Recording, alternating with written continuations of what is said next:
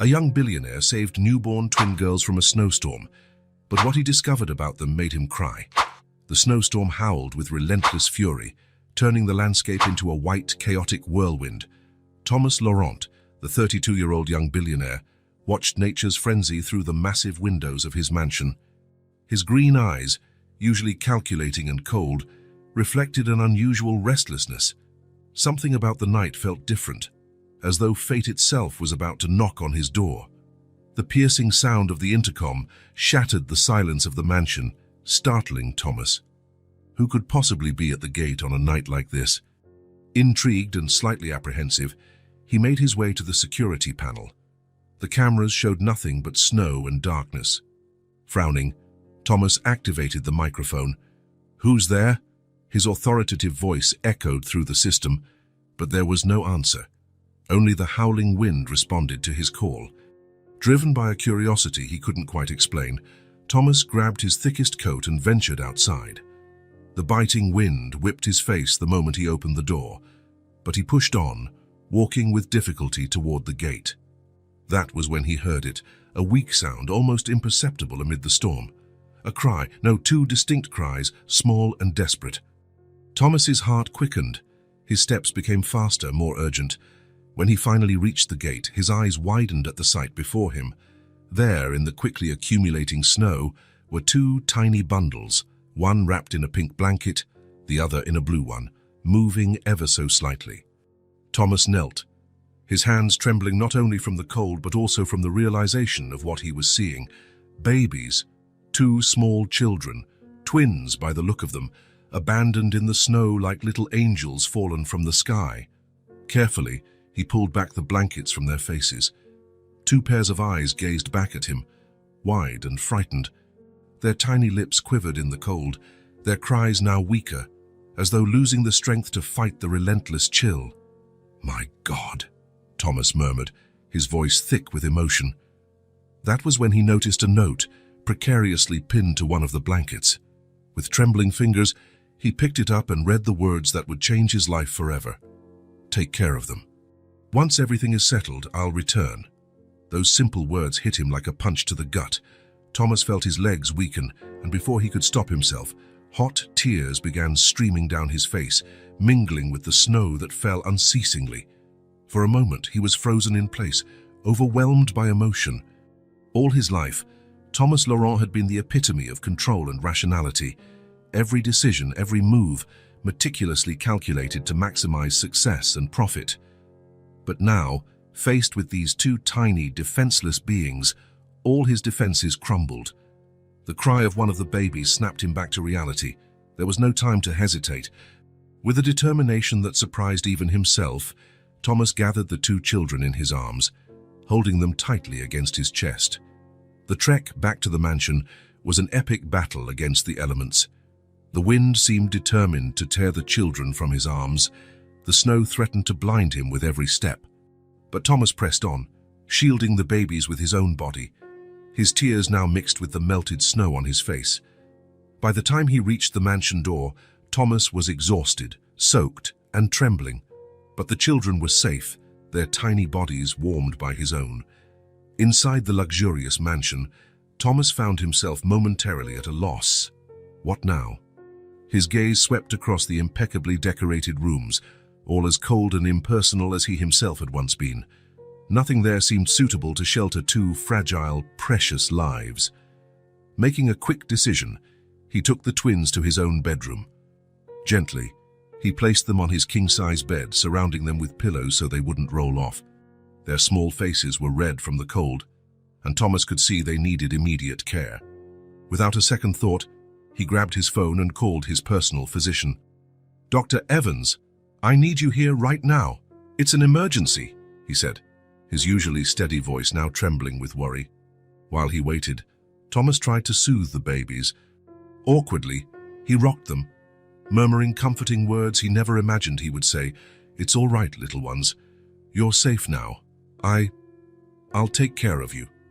The words came out of his mouth before he could stop them, and the realization struck him like lightning. He, Thomas Laurent, the man who had always put business above everything else, was promising to care for two abandoned children. The idea was absurd, unthinkable, and yet, looking at those innocent faces, he knew he couldn't do otherwise.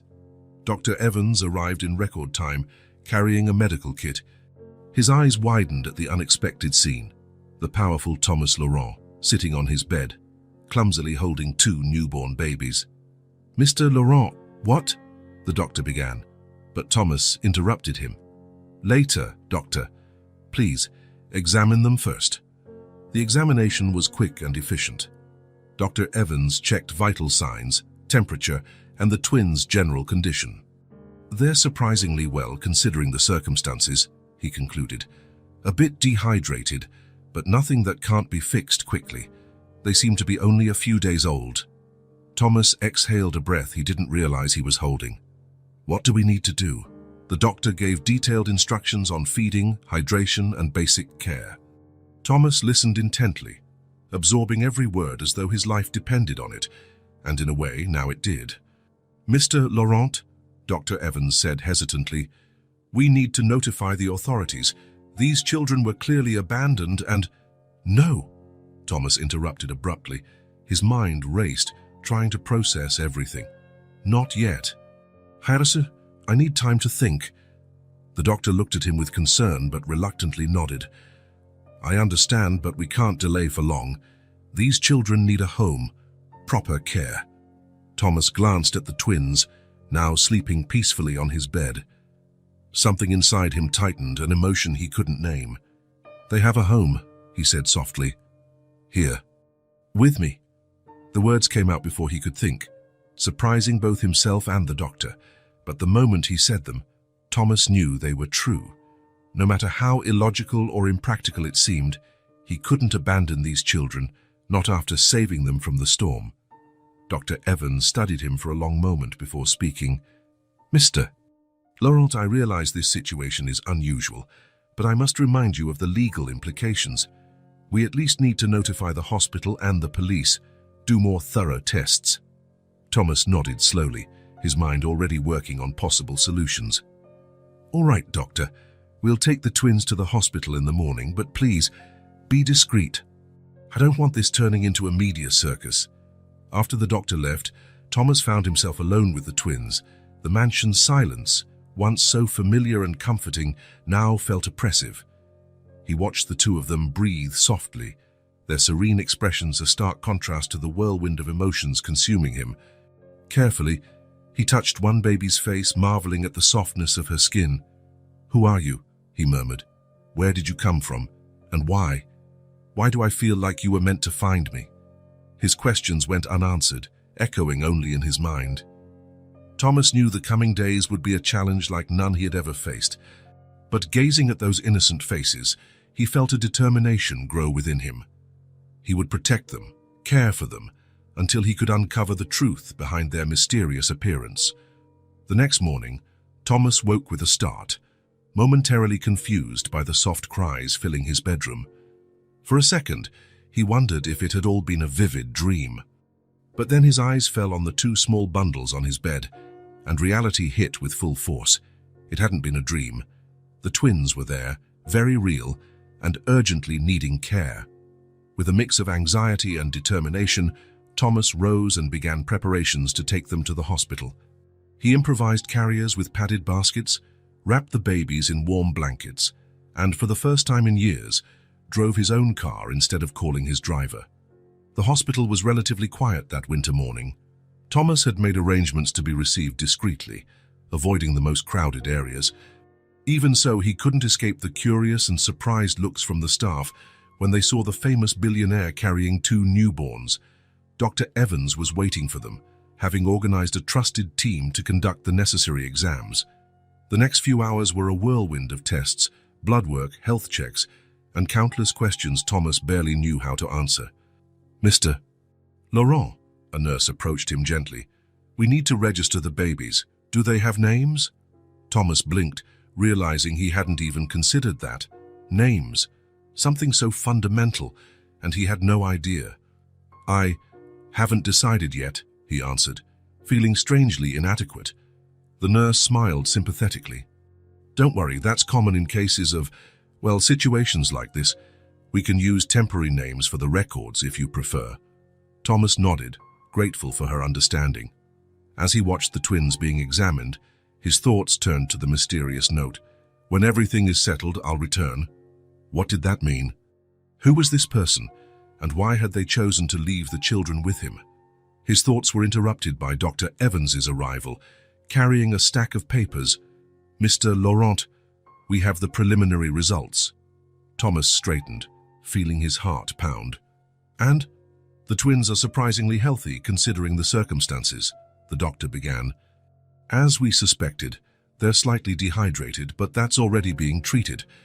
There are no signs of abuse or neglect prior to last night's incident. Thomas exhaled a breath he hadn't realized he was holding. That's great, he murmured. Dr. Evans hesitated before continuing. However, Mr. Laurent, there's another issue we need to discuss. We didn't find any records of these children in our system. No hospital in the region has any record of twins born in the last few days that match their descriptions. The implication hung heavily in the air. Thomas felt a chill run down his spine. What does that mean, doctor? It means these children officially don't exist, the doctor replied gravely. No birth certificates, no prior medical records. It's as if they simply appeared. The mystery surrounding the twins deepened, and Thomas felt the weight of responsibility grow heavier on his shoulders. So now what? What's the next step? Legally, we're required to notify the authorities, Dr. Evans explained. The police will need to investigate the abandonment case, and social services will be involved to determine the best course of action for the children. Thomas felt a wave of panic at the thought of the twins being taken to some impersonal shelter, far from his care. What if I want to take care of them? Temporarily, of course, until their parents are found. The doctor looked at him with a mixture of surprise and concern. Mr. Laurent, I understand your desire to help, but caring for 2 newborns is no simple task, especially for someone with your responsibilities. Thomas knew the doctor was right. His life was complicated, full of commitments and obligations that left little room for caring for himself, let alone 2 helpless children. But something within him rebelled at the idea of abandoning them now. I understand the challenges, Doctor, Thomas said, his voice firm with a resolve that surprised even him. But I feel a responsibility toward these children. I was the one who found them, who saved them from the storm. I can't just turn them over and pretend none of this happened. Dr. Evans studied him for a long moment, before slowly nodding. I understand your perspective, Mr. Laurent, but I must warn you, the process won't be easy. There will be investigations, questions, potential legal complications. I'm prepared to face that, Thomas answered, surprised by his own determination. I'll do whatever it takes to ensure these children's well-being. In the hours that followed, Thomas was caught in a whirlwind of bureaucracy and questioning. The police were notified, and detectives arrived at the hospital to gather information about the mysterious case. Thomas repeated his story countless times, describing in detail the stormy night and the unexpected encounter at his mansion's gate. Meanwhile, social workers arrived to assess the situation. Thomas watched anxiously as they examined the twins and took notes on their clipboards.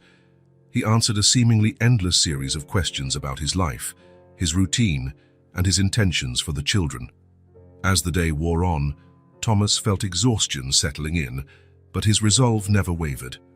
He made calls to his lawyers, instructing them to begin whatever legal process was necessary to make him the twins' temporary guardian.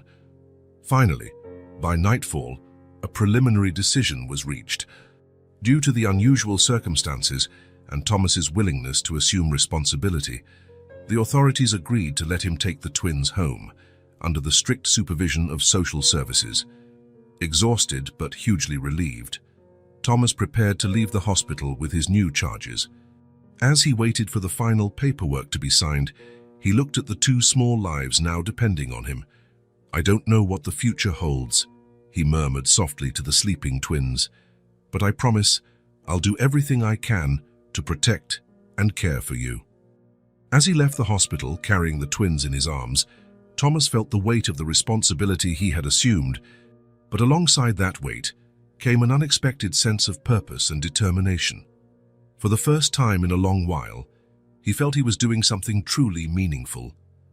The drive back to the mansion was quiet, punctuated only by the soft sounds of the baby's breathing. Thomas glanced at the rearview mirror, seeing the tiny car seats his assistants had hastily provided. The sight made him smile, despite his fatigue. When he arrived home, Thomas was greeted by an anxious staff, all curious to see the mansion's new inhabitants. He gave concise instructions, asking them to prepare a suitable room for the twins and to make a list of everything necessary to care for 2 newborns. That night, while the twins slept peacefully in improvised cribs next to his bed, Thomas lay awake, contemplating the drastic change in his life in less than 24 hours. He knew the coming days would be full of challenges, unanswered questions, and likely sleepless nights. But as he looked at the serene faces of the twins, Thomas felt a wave of emotion he couldn't name. It was a mix of fear, excitement, and something deeper, something he hadn't felt in a very long time: hope. With that thought, Thomas finally allowed himself to relax. Tomorrow would bring new challenges and discoveries, but for now, in this moment of calm before the storm that would surely come, he allowed himself to feel the peace of knowing he had done the right thing. And so, with the soft sounds of the twins' breathing filling the room, Thomas Laurent, the billionaire who thought he had everything under control, fell asleep, unaware that his greatest adventure was only beginning. The stillness of the night was suddenly shattered by a sharp cry, quickly followed by another. Thomas Laurent opened his eyes, momentarily disoriented. For a second, he wondered if he was dreaming, but reality soon hit him. The twins were awake and, by the sound of it, very unhappy. Stumbling in the darkness, Thomas turned on a bedside lamp and walked over to the improvised cribs. 2 pairs of eyes stared at him, bright with tears. Okay, he murmured, his voice rough with sleep. What do you need? Hungry? Dirty diaper. Picking up one baby, he grimaced as he felt a heavy diaper. Right, diaper change first.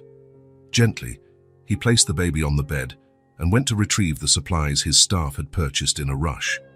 What seemed like a simple task, changing a diaper, turned into an epic battle. Thomas, who could negotiate multi-million-dollar contracts without breaking a sweat, now found himself completely lost in a sea of snaps and adhesive strips. Why doesn't this? Oh, I see. After several minutes of struggle, he finally managed to change the diaper, though he wasn't sure it was on perfectly. The baby, however, seemed more comfortable. But as soon as he finished with one, the other began crying even louder. Okay, your turn, Thomas sighed, picking up the second twin. The night dragged on in a seemingly endless cycle of diaper changes, clumsy attempts to prepare bottles, and moments of pure panic when the babies cried for no apparent reason. By the time the sun finally rose, Thomas was exhausted, disheveled, and covered in suspicious stains on his silk shirt. Looking at his reflection in the bathroom mirror, he barely recognized himself. What have I gotten myself into? He muttered. But then he heard a small coo from the bedroom. Returning, he saw one of the twins smiling at him, a gummy, drool-filled grin. And in that moment, all the exhaustion seemed worth it. The following days were a roller coaster of emotions and challenges. Thomas tried to balance his business responsibilities with the constant care the twins demanded. Video conferences were frequently interrupted by baby cries, and he found himself giving important presentations with a baby in his arms and milk stains on his tie. After a particularly challenging week, Thomas realized he needed professional help. Following extensive research and countless interviews, he hired Maria, an experienced nanny with decades of experience caring for twins. Maria arrived like a saving angel, bringing order to the chaos the mansion had become. She taught Thomas the basics of infant care, from how to properly hold a bottle to techniques for soothing late-night cries. Mr. Laurent, Maria said one day as she watched Thomas rock one of the twins with surprising skill, you're doing very well. These little ones are lucky to have you. Thomas looked down at the baby in his arms, feeling that wave of emotion once again. I think I'm the lucky one, Maria. With Maria's help, Thomas began to establish a routine. Mornings were dedicated to the twins, Feeding, changing, playtime. Afternoons were for work, with Maria taking over the primary care.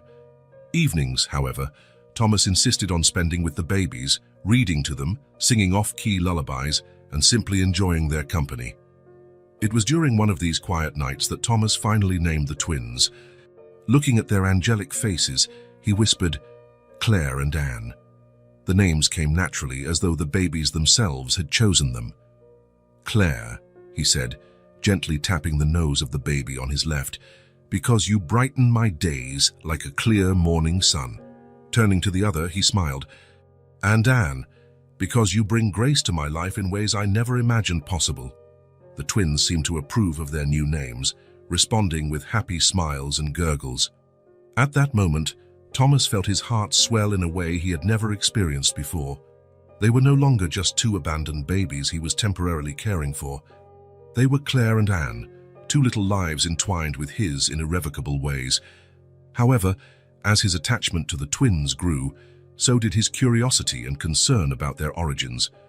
Who were their biological parents? Why were they abandoned? And, more importantly, was anyone searching for them? Determined to find answers, Thomas hired a team of renowned private detectives. He gave them clear instructions: investigate discreetly, leaving no stone unturned in the search for the truth about Claire and Anne. While waiting for the first reports from the detectives, Thomas devoted himself completely to caring for the twins. Each day brought new challenges and small victories. He learned to distinguish different types of crying, to prepare formula one-handed while holding a baby in the other, and even to change diapers with surprising efficiency. One afternoon, as he played with Claire and Anne on the living room rug, Thomas received a call from the lead detective. His heart raced as he answered the phone. "Mr. Laurent," the detective's voice was serious.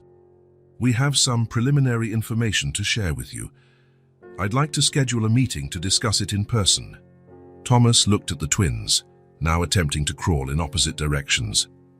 "Yes, of course," he replied, his voice betraying a mixture of anxiety and hope. "Can you come to the mansion tomorrow morning?" That night, Thomas could hardly sleep. His mind whirled with possibilities. Had they discovered something about the twins' biological parents, or perhaps a clue about why they had been abandoned? The hours crept by until morning. When the detective arrived, Thomas received him in his office, closing the door with a worried glance at Maria, who was caring for the twins in the next room. "Mr. Laurent," the detective began, his face somber, "we've completed our initial investigation and, well, there's no easy way to say this. We found absolutely nothing." Thomas blinked, confused. "What do you mean, nothing?" The detective sighed, opening a thick folder. "We've checked every birth record in the region from the past few months. No pair of twins matches Claire and Anne. We expanded the search to hospitals across the country. Nothing. We've checked missing persons reports, adoption records, even human trafficking networks. It's as if these children simply never existed before they appeared at your door." Thomas sank into his chair, his mind spinning with the implications. "That's impossible. They must have come from somewhere. Surely someone out there is looking for them." The detective shook his head. "If they are, they left no trace. Mr. Laurent, in all my years of work, I've never seen a case like this. It's as though someone meticulously erased any record of these children."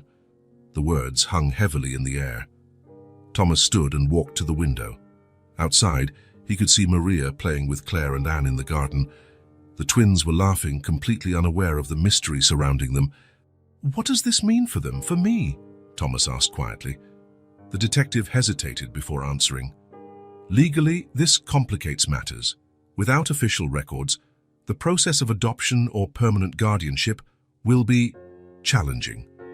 On the other hand, it also means that, for the time being, no one has any legal claim over them besides you." Thomas turned, surprised. "You're saying I could keep them?" "It's a possibility," the detective confirmed. "But Mr. Laurent, I must caution you, this mystery surrounding the twins' origins, it won't simply go away. There will always be questions, always a risk that someone from their past might show up one day." Thomas turned his gaze back to the garden, watching Claire try to catch a butterfly while Anne laughed at her attempts. His heart tightened with a mix of love and fear. After the detective left, Thomas spent hours contemplating his situation. The mystery around Claire and Anne had only deepened, leaving more questions than answers. He found himself struggling with conflicting emotions, the desire to protect and raise the twins, and the guilt at potentially depriving them of their true family. That night, as he put Claire and Anne to bed, Thomas made a decision. Gazing at their sleeping faces, he whispered a promise. "No matter where you came from, no matter what the future holds, I will be here. I'll protect you, love you, and do everything I can to give you the best life possible. And if one day we do discover the truth about your origins, we'll face it together as a family." With that promise, Thomas felt a new sense of purpose fill him. The mystery of Claire and Anne's origins still loomed, but he was determined not to let it overshadow the joy and love the twins had brought into his life. As he quietly closed the door to the twins' room, Thomas knew the road ahead would be full of challenges, but looking back at the small cribs where Claire and Anne slept peacefully, he also knew that every challenge, every sleepless night, every moment of uncertainty would be worth it. With a determined sigh, Thomas returned to his office. There was much work to do, legal arrangements to be made, investigations to continue, and a new life to build. But for the first time in his life, Thomas Laurent felt he was exactly where he should be, doing exactly what he should be doing. And that, more than any business success, made him feel truly fulfilled. As the night wore on, Thomas stayed in his office, immersed in thoughts and plans for the future. He knew the next days, weeks, and months would be crucial to establishing a solid foundation for his new family. With renewed determination, he began listing all the necessary steps, consulting attorneys specializing in adoption, gathering the paperwork for legal guardianship of the twins, and continuing the investigations into their origins, albeit discreetly. Thomas also realized he would have to make significant changes in his professional life. He started considering delegating more responsibilities, reducing his working hours, and even rethinking some of his business priorities. The twins were now his #1 priority, and he was willing to make the adjustments needed to be the father Claire and Anne deserved. While organizing his thoughts, Thomas heard a soft cry coming from the twins' room. Without hesitation, he got up and went to them. Anne was awake, her little eyes shining in the dim light of the room. Gently, Thomas picked her up, rocking her softly. "It's all right, little one," he whispered. "Daddy's here." The words came naturally, and Thomas realized it was the first time he referred to himself as Daddy. The realization hit him hard, bringing tears to his eyes. As he calmed Anne, Thomas glanced at Claire, still sleeping peacefully. In that moment, he knew with absolute certainty that no matter what the future held, these two girls were now his family. He would protect them, love them, and do everything in his power to ensure they had a safe and happy life. With Anne now asleep in his arms, Thomas couldn't bring himself to put her back in the crib right away. Instead, he sat in the armchair in the corner of the room, holding the little one against his chest. There, in the stillness of the night, lulled by the soft breathing of his daughters, Thomas Laurent, the powerful billionaire, the relentless businessman, finally allowed himself to relax completely. He knew the challenges were only beginning, that the mystery surrounding the twins' origins still hung over them. But at that moment, none of that mattered. What mattered were the two small hearts beating in sync with his own. What mattered was the unconditional love he felt for these two little lives fate had entrusted to him. And so, with a smile on his lips and his heart full of a love he never imagined he could feel, Thomas fell asleep in the armchair, holding Anne in his arms as Claire slept peacefully in her crib. The chapter of their lives as a family was only beginning, and Thomas could hardly wait to see what the future had in store for them. As the weeks went by, Thomas Laurent found himself immersed in a world he had never imagined for himself. Late nights spent working in his office were replaced by hours rocking Claire and Anne, singing off-key lullabies, and making up bedtime stories on the fly. Every morning, Thomas created a special routine for the twins. After breakfast, he took them for a stroll through the mansion's expansive gardens. Claire, always curious, reached out her tiny hands to touch every flower and leaf within reach. Annie, on the other hand, seemed more fascinated by the sky, her eyes always turned upward as if trying to decipher the secrets of the clouds. "Look at my little explorers," Thomas would say, his voice full of affection. "Someday I'll show you the entire world." In the afternoons, it was reading time. Thomas transformed a cozy corner of the library into a nest of pillows and soft blankets. There, with a twin on each arm, he read fairy tales, fables, and even simplified excerpts from literary classics. "It's never too early to appreciate a good book," he'd murmur, noticing how wide the girl's eyes would get at the colorful illustrations. As the weeks turned into months, the twins' unique personalities began to emerge in ways that fascinated and surprised Thomas. Claire was the adventurous one.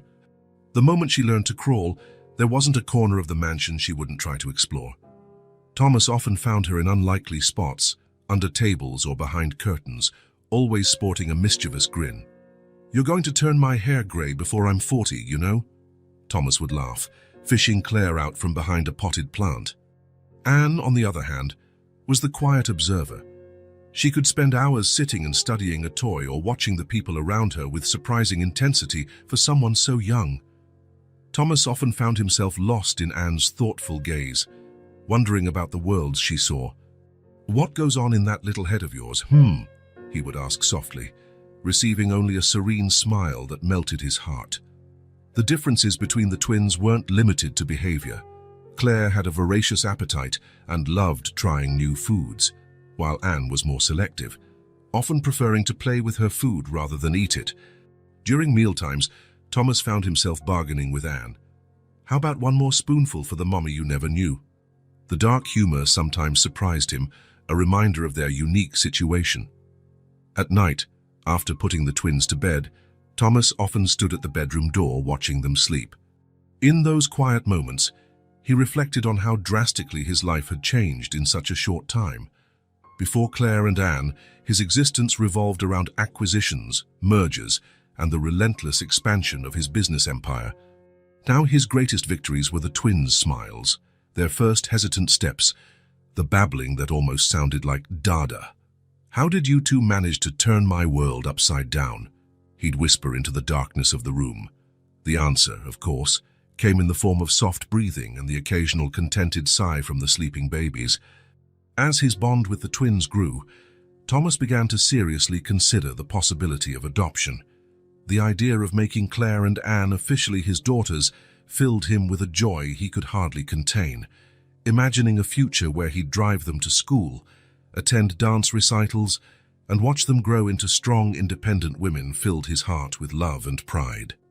Yet along with those dreams came ethical concerns that kept him awake at night. What if the twins' biological parents were still out there, searching for them? What if one day they showed up, demanding their daughters back? The thought of losing Claire and Anne was unbearable. There was also the question of his own suitability as a father. He was a businessman, used to dealing with contracts and figures, not diapers and lullabies. Could he really provide the love and care these children deserved? "You deserve the best," Thomas would murmur to the sleeping twins. "Am I that person?"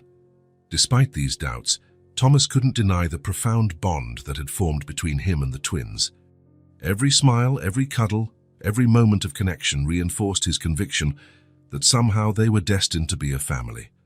One night, while soothing Anne after a nightmare, Thomas made another decision. Gazing into the baby's sleepy eyes, he made a silent promise. "I don't know what the future holds, little one. But I promise, as long as I breathe, I will do everything in my power to give you and your sister all the love and security you deserve. We're a family now, no matter what happens." With that promise, Thomas felt a peacefulness settle over his heart. The road ahead was still uncertain, full of legal and emotional challenges. But one thing was clear. Claire and Anne were now the center of his world, and he would do anything to protect and nurture the special bond they'd created. In the days that followed, Thomas began to seriously consider adoption. He scheduled appointments with specialized attorneys and sought information about the process, even though he wasn't yet ready to take that definitive step. One afternoon, while playing with the twins on the living room rug, Thomas had a moment of clarity. Claire was trying to reach a colorful toy, stretching her chubby arms as far as they would go. Anne, meanwhile, watched her sister with curiosity, her large eyes fixed on Claire's efforts. In that instant, observing the determination and curiosity of his daughters, Thomas realized he was witnessing something precious. Just as the twins were discovering the world around them, he was learning to be a father. There would be challenges and uncertainties along the way, but the key was to remain present, to keep loving. "You can do it, Claire," he encouraged softly, moving the toy a bit closer. "Daddy's here if you need help."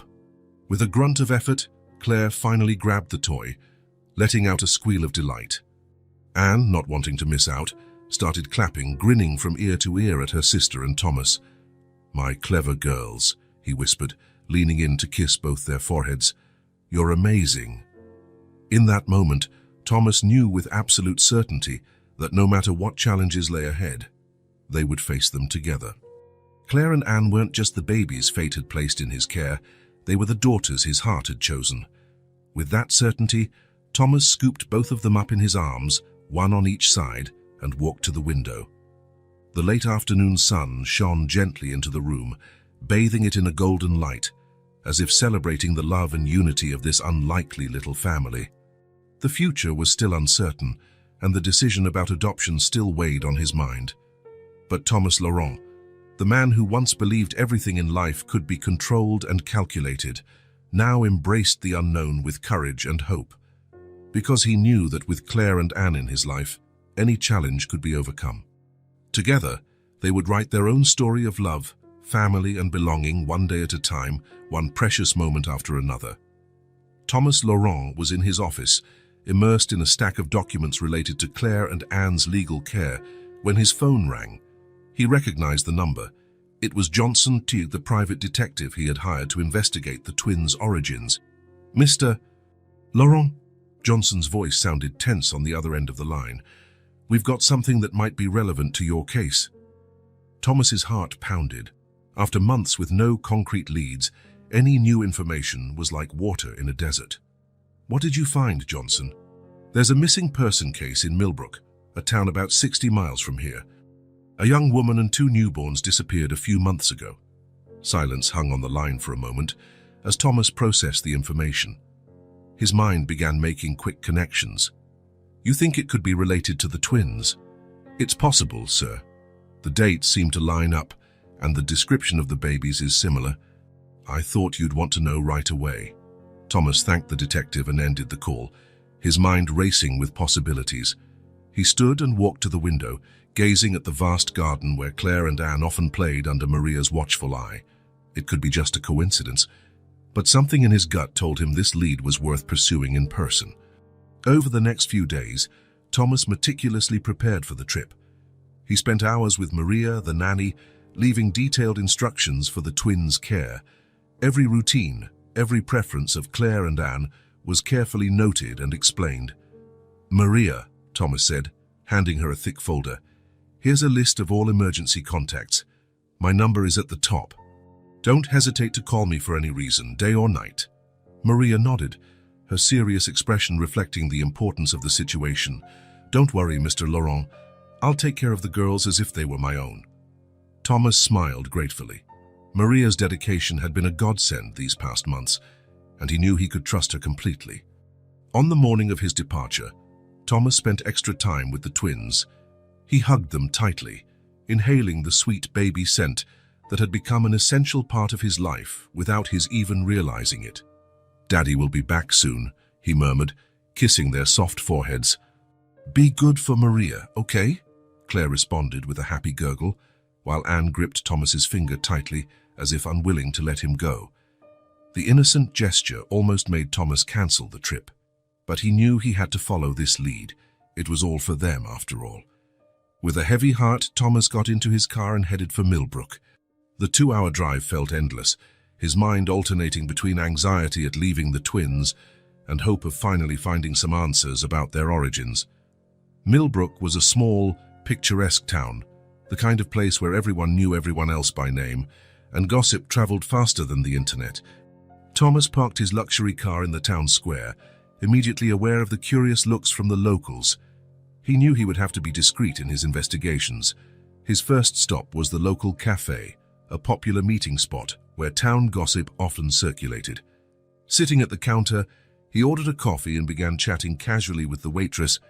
"First time in Millbrook?" she asked, refilling his steaming mug. Thomas nodded, offering a friendly smile. "Yes, I'm thinking of moving to a smaller town. What's life like around here?" The waitress, whose name tag read Betty, smiled back. "Oh, it's a great place to live.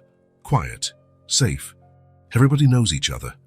"Sounds ideal," Thomas commented, taking a sip of coffee. After a calculated pause, he added, "Though I did hear something about a recent disappearance. That's not common around here, is it?" Betty's smile faltered for a moment, and Thomas realized he'd touched on a sensitive subject. "Oh, you must mean Sophie and the babies," she said, lowering her voice. Yes, it was quite a shock. Thomas felt his heart rate spike at hearing the name Sophie, but he kept his expression neutral. Must have been terrible for the family. Betty glanced around as though making sure no one was listening before leaning closer. It was quite the scandal. Sophie was always a good girl, but that husband of hers, well, people talk, you know. Thomas raised an eyebrow, encouraging her to continue. "Eric, her husband, he's got a temper," Betty whispered. "There were rumors of problems at home, if you get what I mean." But no one expected Sophie to just disappear like that, especially with newborn babies. Thomas thanked Betty for the information and left the cafe, his mind racing. The name Sophie and the mention of domestic trouble made his stomach turn. He needed more information, but he also knew he had to tread carefully. In a small town like Millbrook, an outsider asking too many questions would quickly draw unwanted attention. In the days that followed, Thomas roamed the town, asking discreet questions and listening to local rumors. The story of Sophie and the babies was clearly a sensitive topic, and many residents were reluctant to talk about it. He visited the local library, leafing through old newspapers in search of any mention of the disappearance. He spoke with the grocery store owner, the mailman, and even spent time at the local park, observing mothers with their babies and wondering if any of them knew Sophie. Every new piece of information Thomas gathered seemed to raise more questions than it answered. Sophie was described as a quiet, kind young woman who worked part-time at the local bookstore before marrying Eric. Eric, however, was depicted as an ambitious businessman from a nearby city, known for his explosive temper. It was on the third day of his investigation, when Thomas was on the verge of giving up hope of finding anything concrete, that he met George, an elderly man who tended the garden at the local church. "You want to know about Sophie?" George asked, his piercing blue eyes fixed on Thomas from beneath thick eyebrows. "Why?" Thomas hesitated, choosing his words carefully. He had learned that honesty, even partial honesty, often produced better results than elaborate lies. I think I may have information that could help find her." George studied him for a long moment, as if trying to read his soul, before nodding. "Come with me." The elderly man led him to a bench behind the church, far from prying ears.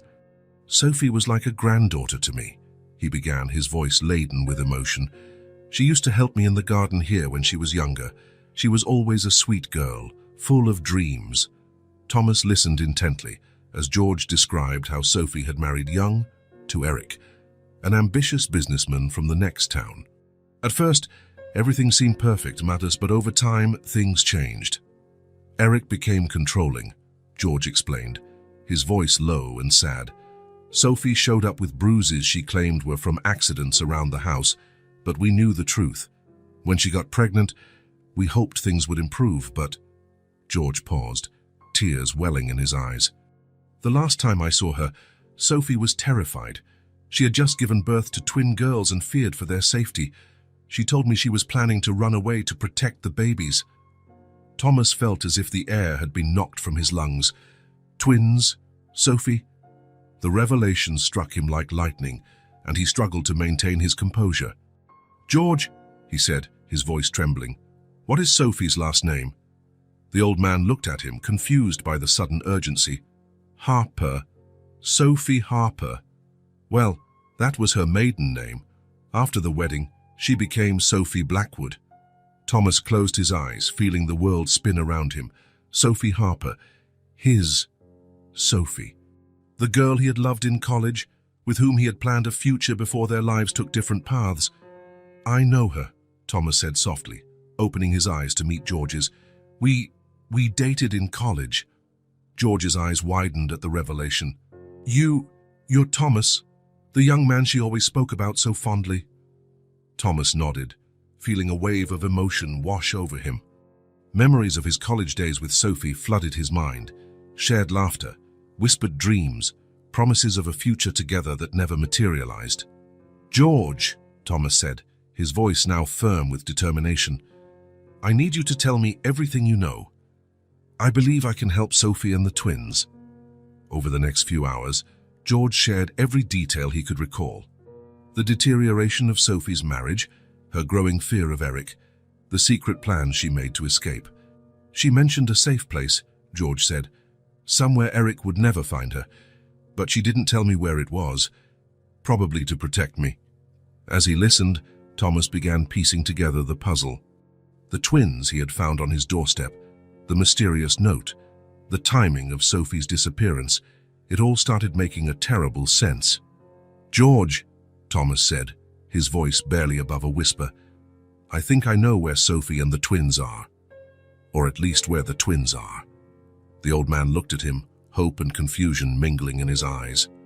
"What do you mean?" Thomas took a deep breath before explaining. He told George about the night he found the twins, about how he had taken them in and cared for them these past months. He described the note, his suspicions, and his fears. When he finished, George sat in silence, processing everything.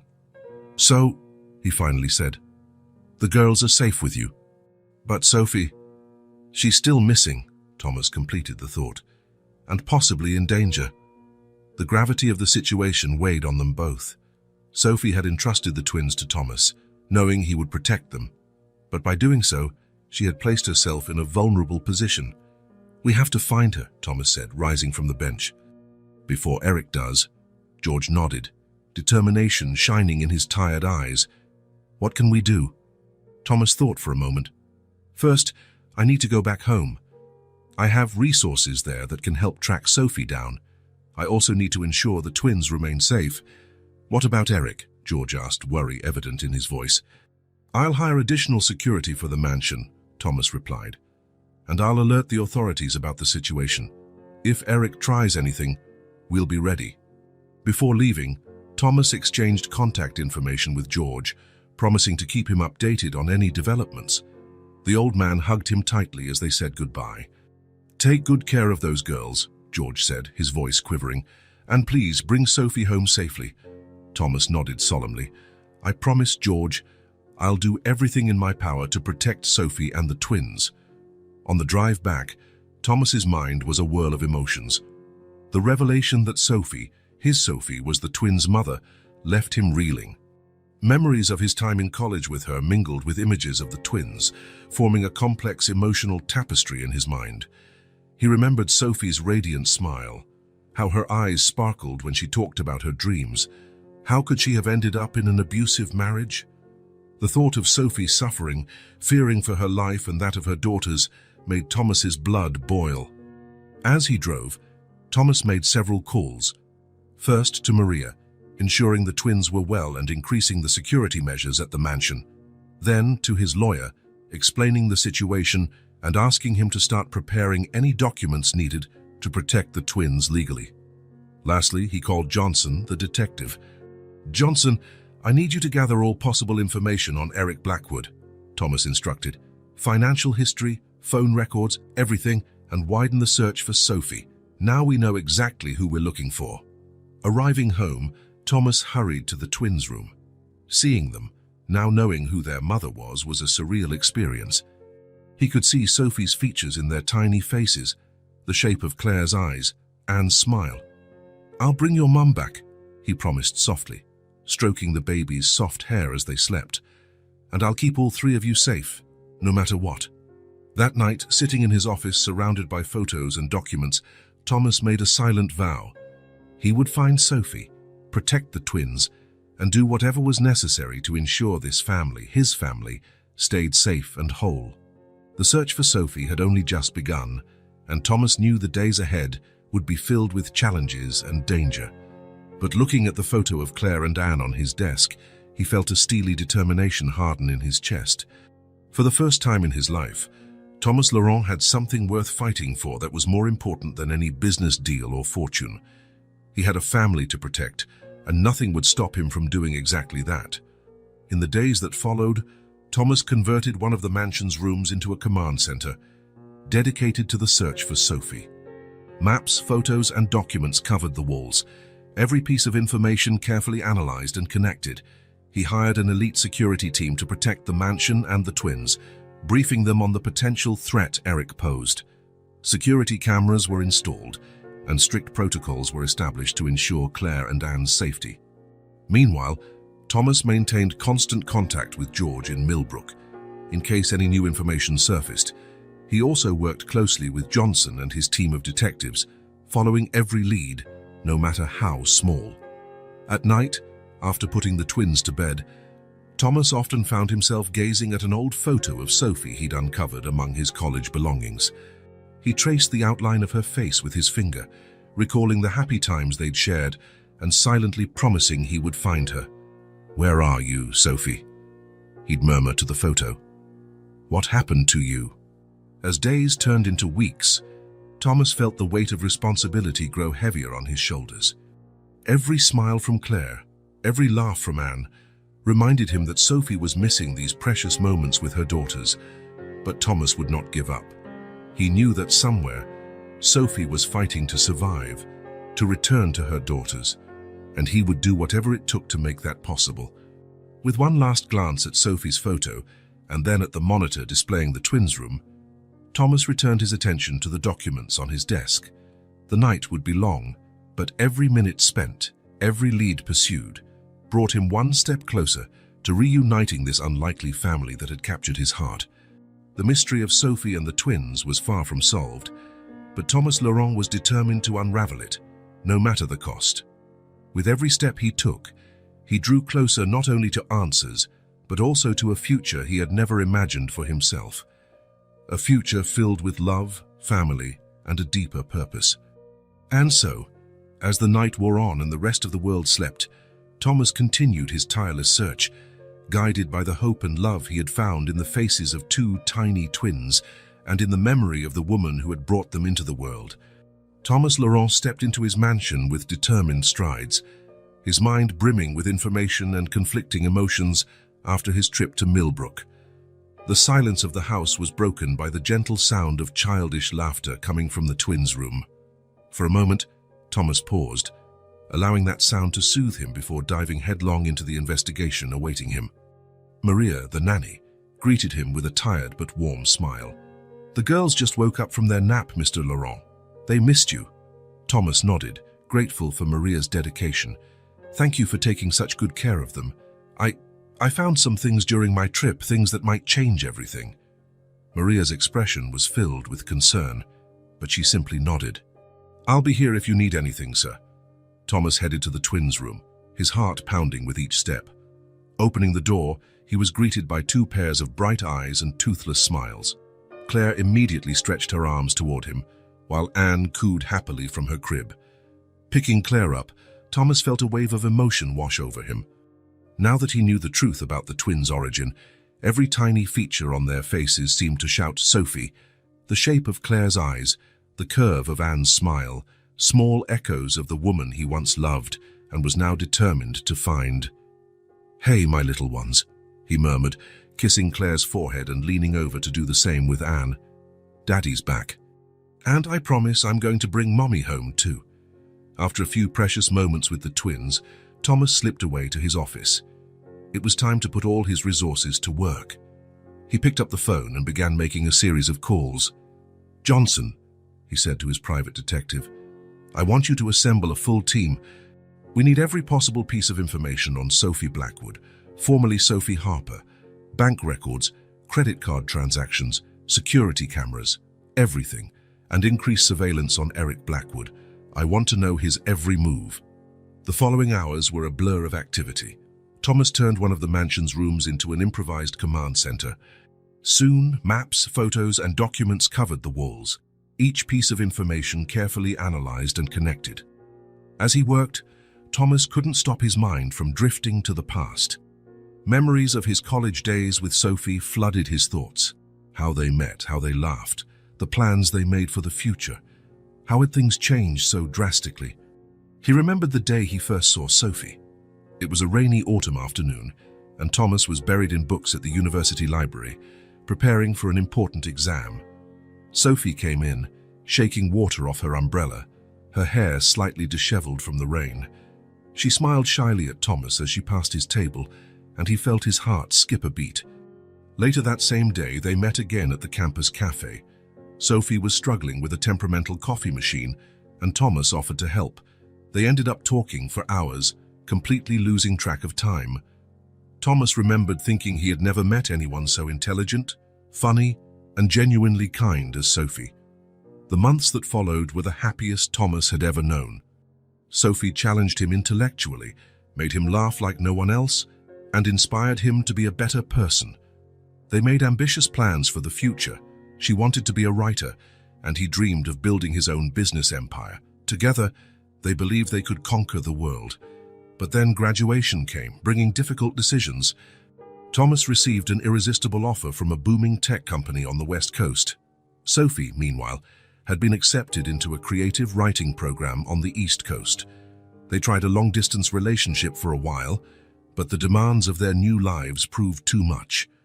The last time Thomas saw Sophie was at the airport, both of them in tears, promising to stay in touch. But like so many promises made by young lovers, this one was lost amid the whirlwind of adulthood. A knock on the door pulled him back to the present. It was Johnson, carrying a thick folder under his arm. "Mr. Laurent, we've got some promising leads," said the detective, spreading documents across the table. "We found a string of ATM withdrawals in small towns along the coast.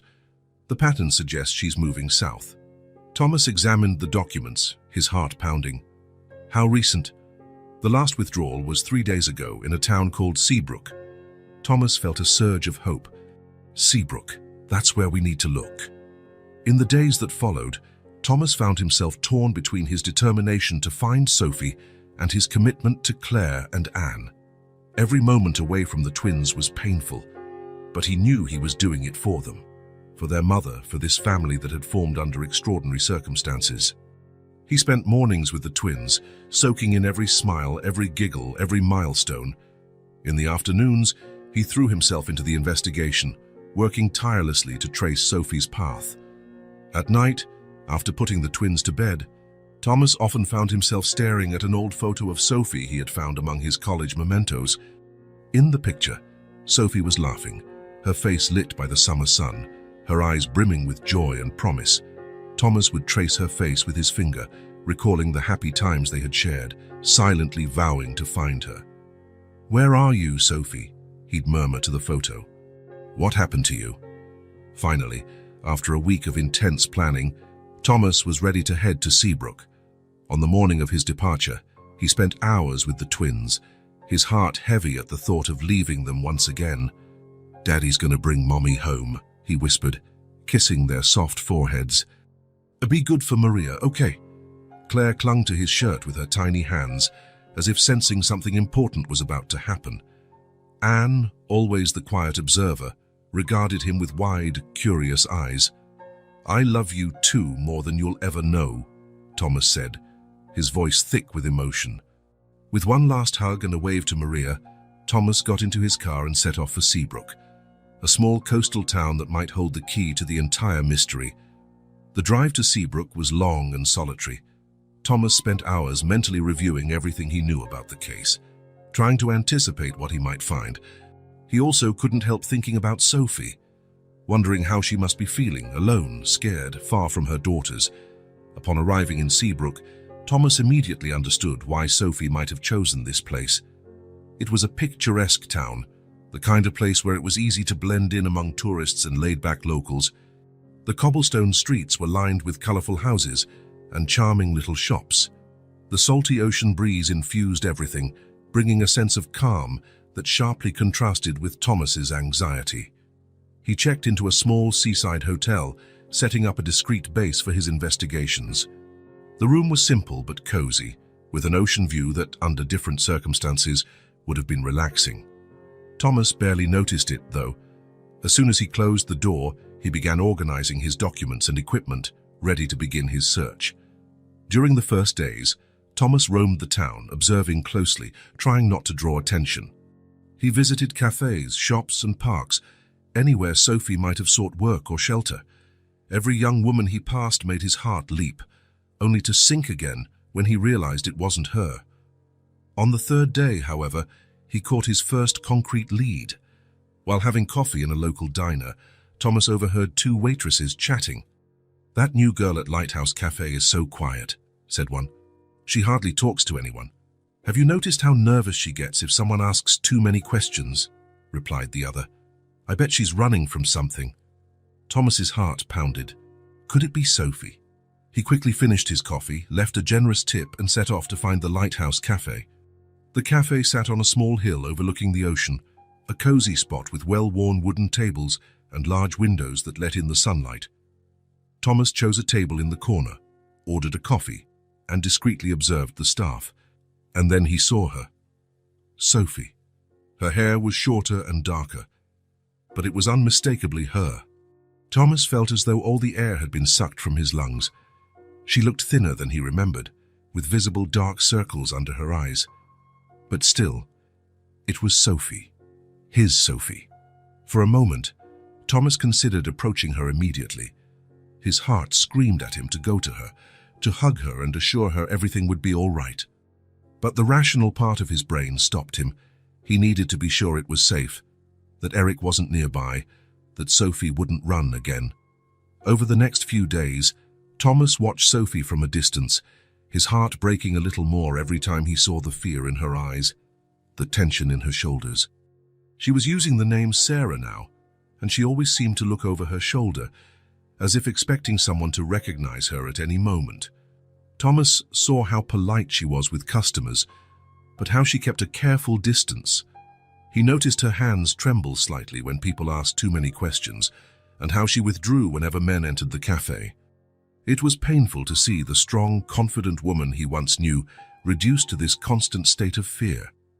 Finally, after nearly a week of observation, Thomas decided it was time to make contact. He chose a moment when the cafe was nearly empty, just before closing. Sophie was wiping down a table by the window, the sunset bathing her face in golden light. Thomas approached slowly, his heart pounding so loudly he was sure Sophie could hear it. When he was just a few steps away, he spoke softly. "Sophie." She froze, the cleaning rag slipping from her hand. Slowly, as though dreading what she might see, Sophie turned to face him. Her eyes went wide with fear and shock, and for a moment, Thomas feared she might run or scream. "Please," he said quickly, keeping his voice low and calm. "Don't be scared. I came to help." Sophie glanced around frantically, as if looking for an escape route. Her eyes, once filled with joy and life, were now wide with panic. How did you find me?" she whispered, her voice trembling. "It's a long story," Thomas replied, taking a cautious step closer.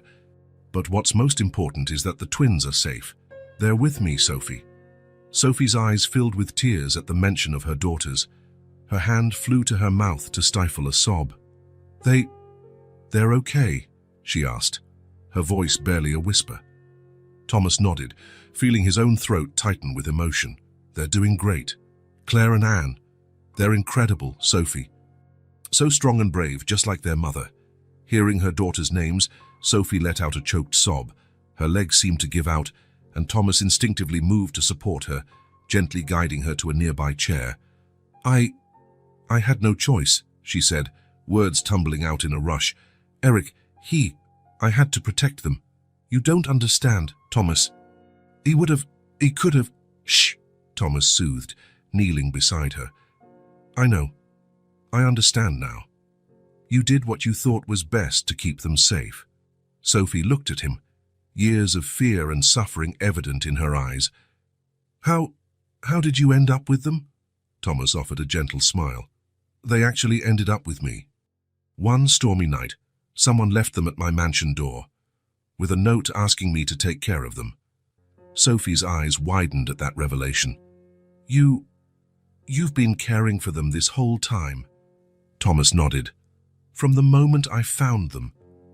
They've changed my life, Sophie. They made me a better person.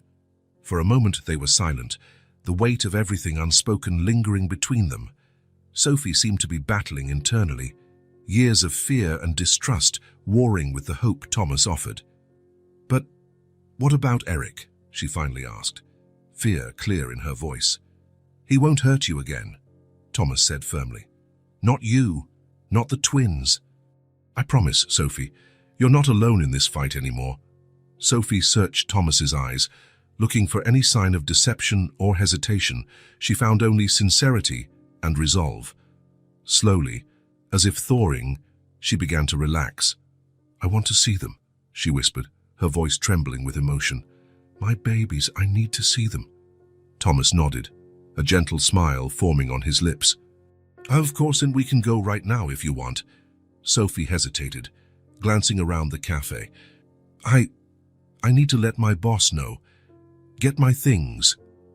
We'll take care of everything, Thomas assured her. You don't have to worry about anything now. While Sophie went to speak to her boss and gather her belongings, Thomas made a few quick phone calls, arranging their departure and increasing security measures at the mansion. He wasn't taking any chances. When Sophie returned, she carried a small backpack that seemed to hold everything she owned. Thomas was struck by how little she had, how difficult her life had been in recent months. Ready? He asked gently. Sophie nodded, though fear was still evident in her eyes. Thomas, she said in a low voice, what if they don't recognize me? What if they don't want me anymore?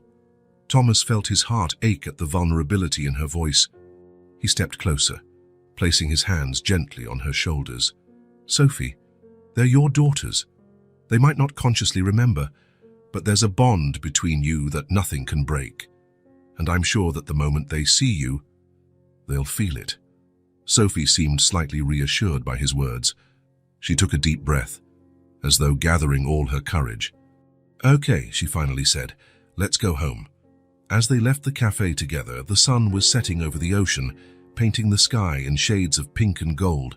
Thomas couldn't help but think it was a perfect symbol, a farewell to a dark chapter and the start of something hopeful. In the car, during the drive back to the mansion, Sophie was quiet, lost in her thoughts. Thomas respected her silence, understanding she was processing everything that had happened and preparing for the reunion with her daughters. Occasionally, he caught her looking at him, a mixture of gratitude and something else in her gaze, something that made Thomas's heart beat a little faster. When they finally arrived at the mansion gates, Sophie gasped at the grandeur of the place. This is where my daughters are living, she asked in barely more than a whisper. Thomas smiled as he parked the car. Yes, and I promise they've been well cared for. Before they got out, Thomas turned to Sophie, his expression serious. Sophie, I want you to know, no matter what happens from here on, you have a home here. You and the twins, you're safe now. Sophie's eyes filled with tears once more, but this time there was a tentative smile on her lips. Thank you, Thomas, she said softly. For everything. With one last encouraging look, Thomas stepped out of the car and walked around to open Sophie's door.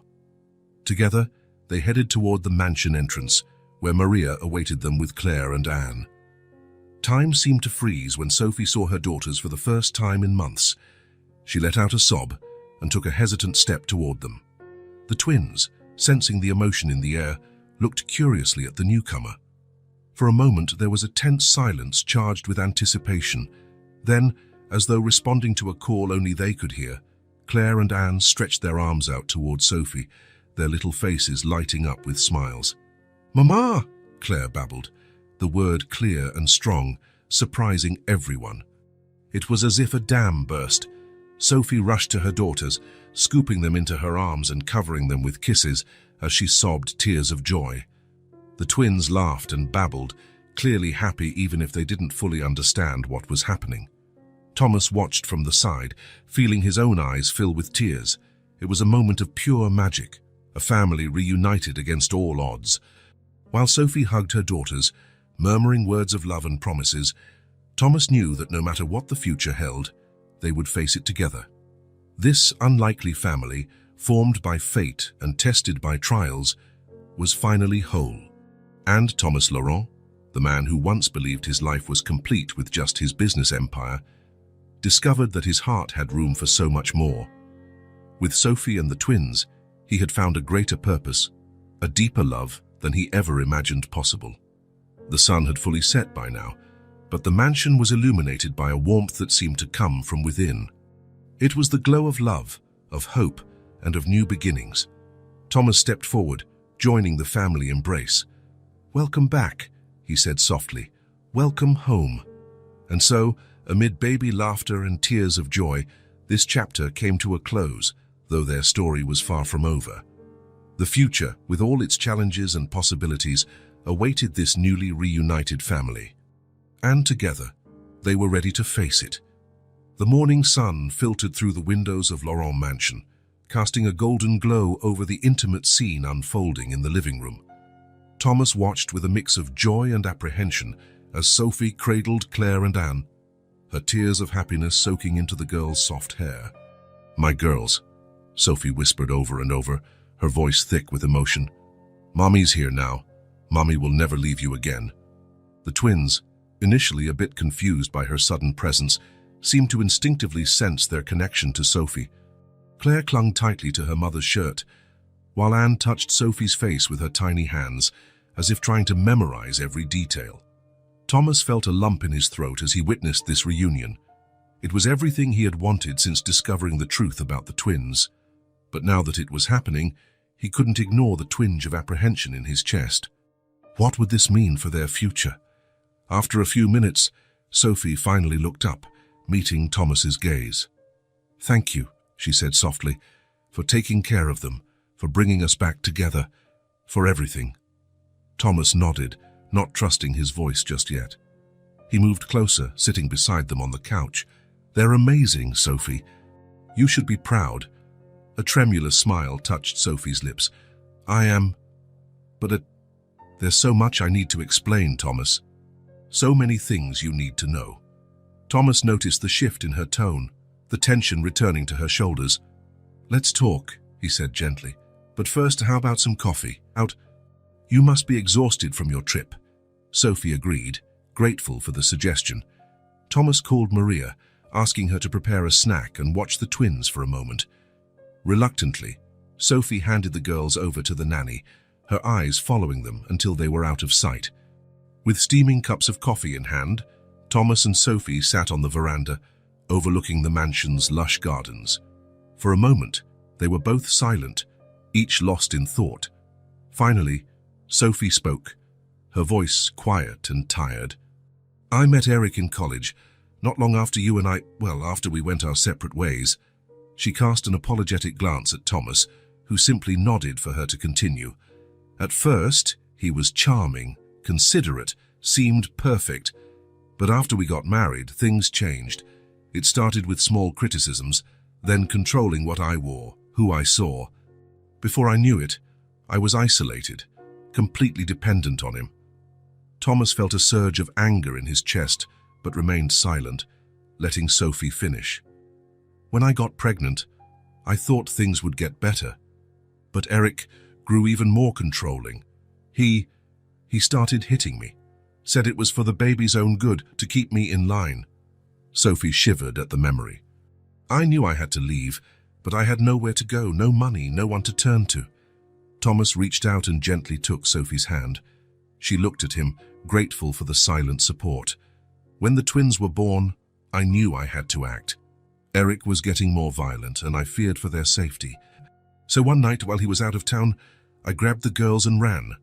Sophie paused, taking a sip of coffee to steady her nerves. "I knew I couldn't keep them with me. Eric would eventually find us. So I left them with you. I remembered how kind you were, how you always talked about wanting a family. So I prayed you would take them in. Thomas's heart twisted at the trust Sophie had placed in him. "I understand now, Sophie. You did what you thought was best to protect them." Sophie nodded, silent tears rolling down her cheeks. "But now—" "Thomas," Eric filed charges. "He's looking for us. He says I kidnapped the twins, that I'm an unfit mother." Thomas felt a chill run down his spine. The situation was even more complicated than he'd imagined. "We'll deal with that, Sophie. Together, I have the best attorneys, and with evidence of the abuse." "But what if it's not enough?" Sophie interrupted, fear plain in her voice. "What if he gets custody?" "I can't let the girls end up with him, Thomas. I can't." Thomas leaned forward, holding both of Sophie's hands in his. "That won't happen. I promise you, Sophie. I'll do everything in my power to keep you three safe." At that moment, Thomas's phone rang. It was Johnson, his private detective. "Mr. Laurent." Johnson's voice was urgent. "We have a problem. Eric Blackwood was spotted in town. He's heading your way." Thomas felt his blood run cold. "How long do we have?" "Minutes, at best," Johnson replied. "We're on our way with reinforcements, but he has a head start." Thomas hung up, meeting Sophie's eyes. He didn't need to say a word. She understood immediately. "He's coming, isn't he?" she whispered, terror in her voice. Thomas nodded, standing up quickly. "We'll get you and the girls to a safe place. There's a panic room in the basement. Maria." But before they could move, the screech of tires on the gravel driveway echoed through the air. Eric had arrived. Thomas placed himself protectively in front of Sophie as the front door burst open. Eric Blackwood stormed in, his wild eyes scanning the room until they landed on Sophie. "You little witch," he bellowed, striding forward. "Where are my children?" Thomas stepped forward, blocking Eric's path. "Mr. Blackwood, you're trespassing on private property. I suggest you leave immediately."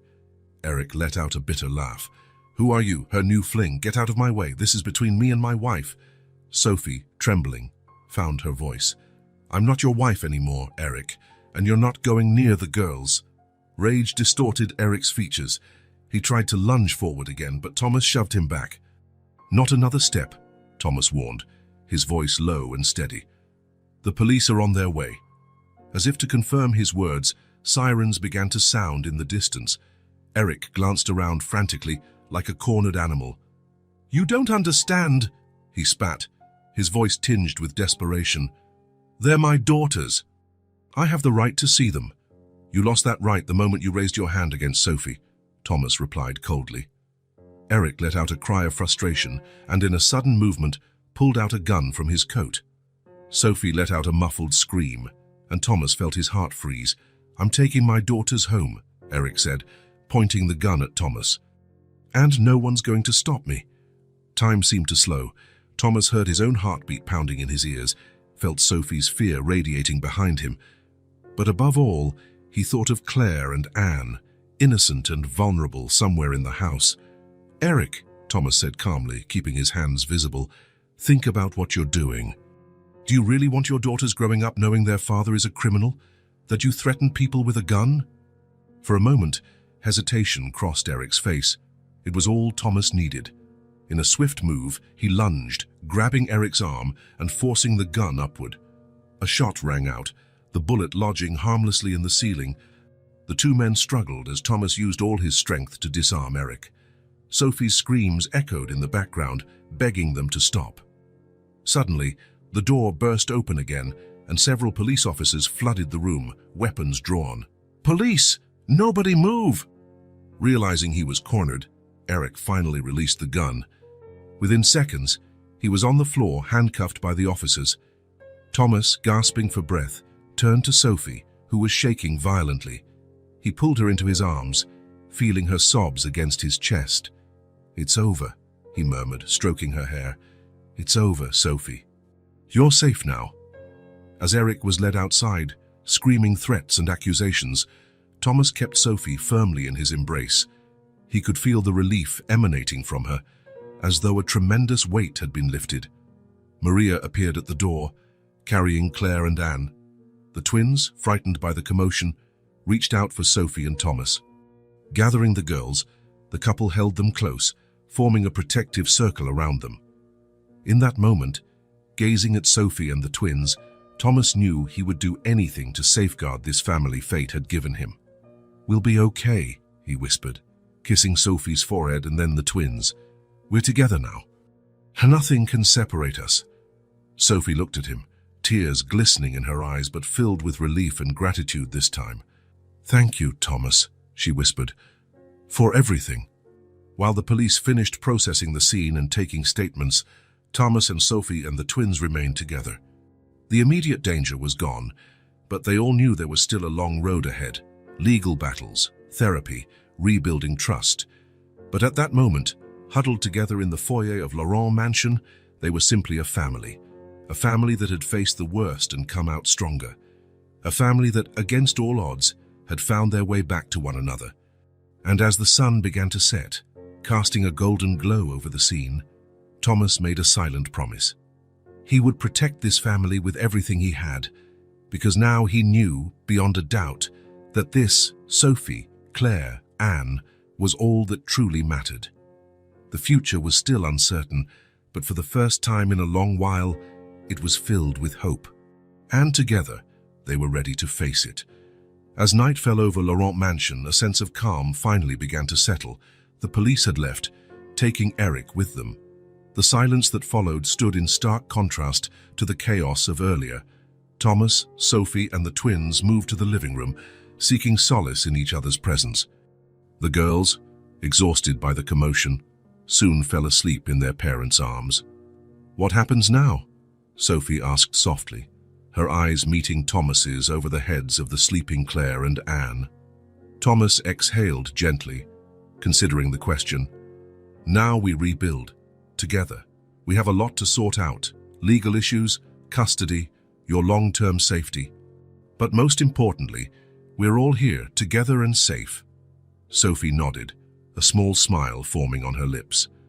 "I never thought I'd have this again, a family, a safe home." "You deserve it, Sophie," Thomas said earnestly. "You and the girls deserve peace and happiness." For a moment they sat in silence, each absorbed in their own thoughts. The soft ticking of the clock on the wall and the gentle breathing of the twins were the only sounds in the room.